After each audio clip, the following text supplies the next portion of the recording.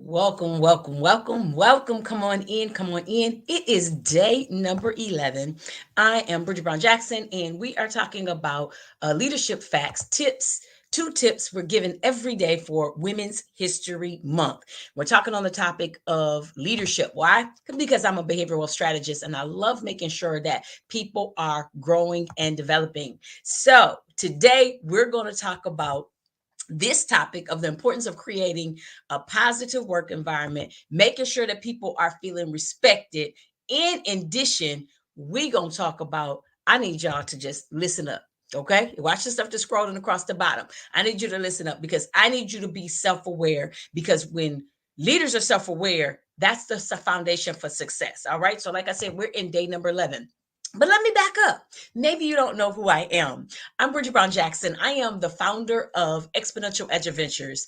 As a part, or results rather, of our leadership and training, female leaders are able to increase their profits, build strong, effective teams, and they're able to make sure they execute on that organization's mission and vision. All right. So again, I'm your girl, Bridget Brown Jackson, and I love, love, love sharing with people and helping people. All right. All right. So we're going to talk about two things. Number one, embrace vulnerability. Now, we already talked about this on one of the days, but I want to acknowledge it again because it's so very important. So you need to acknowledge your vulnerability. You need to understand that you got some weaknesses, you got some strengths, and you just need to be transparent about them. You know why?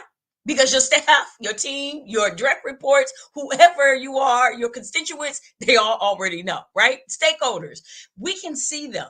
Other people can see our blind spots, whether we know it or not. And so you want to embrace the vulnerability. So how can you do that? Be open to feedback.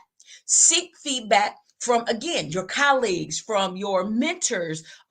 Seek feedback from people up and from people that are, and I don't want to say down because I don't believe that your direct reports are down or beneath us, but you know what I mean. The people that are all around you, you want to get that 360 view from people. And so gain some insights about your strengths and your areas for improvement. You know, I like to call them limitations, or we call them blind spots, right? And so that's what you want to do. Okay. And again, in addition, you want to make sure that tip number 2 is practice mindfulness. Now, we talked about this again too as well. And this is a really, really key thing in the workforce. Now, when I started, maybe you like me, you've been, decades into leadership. And so when I started, there was not a lot of talk about mindfulness, but we got to develop those habits of being present in the moment, and then noticing what your thoughts are, what your emotions are, because they shape us, right? They really, really shape us. And so we want to make sure that we're doing everything possible with that. So stay focused on that because it's going to help you make better decisions. So a few days ago, I talked about that self-awareness and that Cornell University report that people did, that people took rather. And guess what they found out? They found out that 85% of us really don't really know ourselves. Okay. And we're not truly being self-aware. Now, that doesn't mean that we don't know ourselves, but are we going to a nuclear cellular level and being mindful and having conscientious on all 4 ways of conscientiousness? And we're not going to talk about that today, but if you want to hear more about that, say, Bridget, give me more, and I definitely will shoot you over an article that I have that I developed talking about that, right?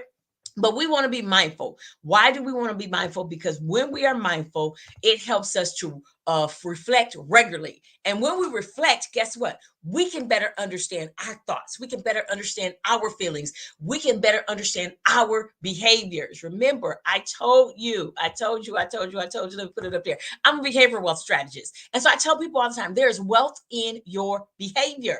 There is wealth in your behavior. The things we do either help us or it hurts us. It either uplifts us or it can take us down. And I'm not going to get into this, but right now, today, this is the day before the Oscars. And so, everybody is talking about that Will Smith incident again. So I'm not going to go into depth with it, but I do want to say this.